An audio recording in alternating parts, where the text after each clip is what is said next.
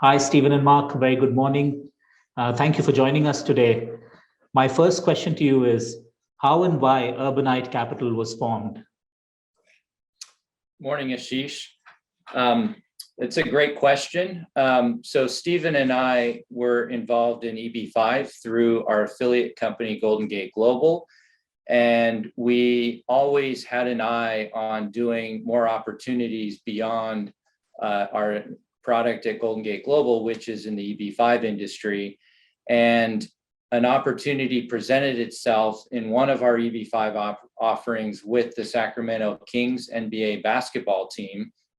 We were raising $150 million for them and their project, new stadium, mixed use real estate facilities next to the arena. And there was an opportunity to accelerate the EB5 raise and offer a compelling investment opportunity to a lot of our partners and investors looking for those types of opportunities.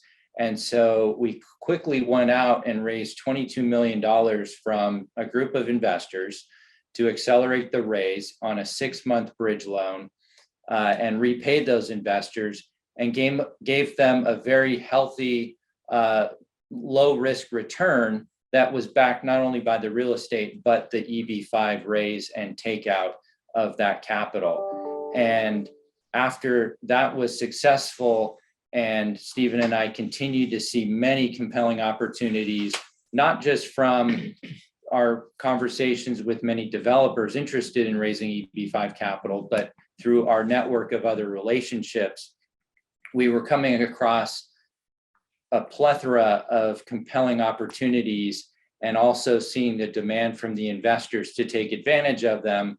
And so we formed a dedicated real estate credit fund vehicle, which was the impetus of Urbanite, which allowed for a very simple structure for our investors to take advantage of those opportunities. So for those of you who don't know what EB5 is, and our audience is mostly in the UK and Northern Europe, EB5 would be more popular in Asia. It is a vehicle by which non-Americans can invest a certain amount of money in real estate and similar products, which entitles them to gain a green card or a permanent residency in the United States. Stephen, would you like to add something on this?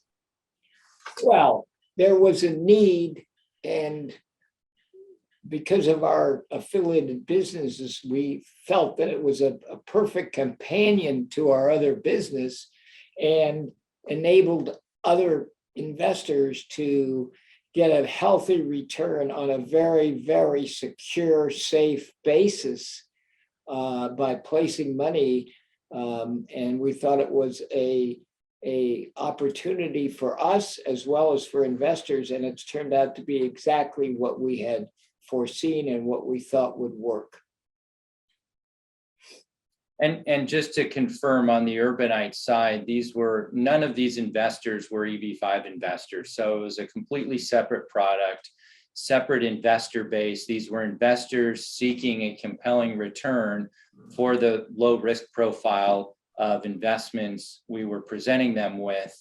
And we were able to place their capital in very compelling opportunities because we had, we were having a lot of conversations with developers who were seeking EB5 capital, but for one reason or another, their project didn't exactly work for EB5, but we had a different product that offered very attractive capital as well for not only the developers and borrowers, but also for the investors.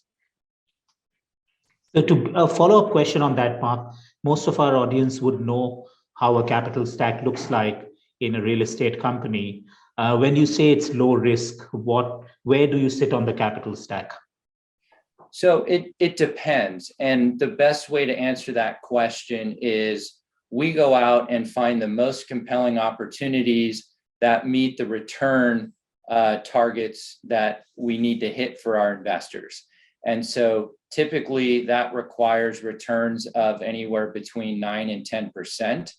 And what that means for a typical apartment, multifamily type development is that we will sit in a mezzanine debt position behind a senior loan. But it's not the traditional mezzanine position where it's much higher leverage going into 85, 90% of the cost of the total project. We tend to limit our leverage to 75, 80% max in most cases. And so we reduce that leverage and often force the senior lender to also reduce their leverage in order to fit us in the capital stack. But for other types of deals where we've done master plan community lending, and if you can believe it, single family home construction lending, we've been a senior lender because we've still been able to hit that 9 to 10% target return. But we've also been able to secure a first deed of trust on the real estate and sit in the senior position. And so those loans are examples of where we add a lot of value in our selectivity and our relationships and being able to source very attractive deals that should be able to borrow at a much lower interest rate, but we're able to command a higher interest rate because of our deal structuring and performance as a lender. Ashish, I think it's very important, and I think you know this, and the investors would know this. It's very important for the sponsor of the project to have sufficient equity in the project, and by equity I mean hard capital, actual money, not inflated values, but real hard money in the project, and a sufficient amount that they're in it hook, line, and sinker. They've got everything in the project, and we know they're committed, and we know that they're going to have to put up more money to save that project if it's necessary. So we don't, in a capital stack, we want to be certain that developer or that sponsor has sufficient equity in that project, and we're ahead of that equity. So we're protected on as low a leverage possibility as we can possibly create, therefore securing our position as well as we can.